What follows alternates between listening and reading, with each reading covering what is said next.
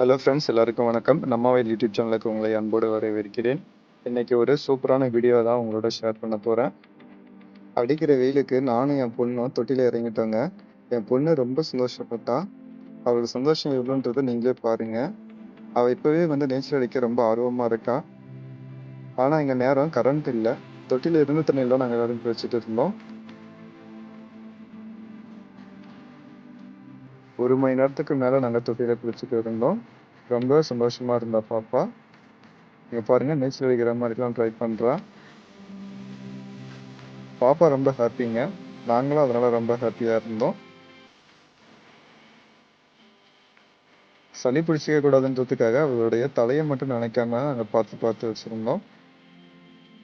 ஆனாலும் பாருங்க, தண்ணி குடிச்சிட்டா. கையில் வச்சுட்டு இருக்கும் போது பாருங்க, தண்ணி குடிச்சிட்டா.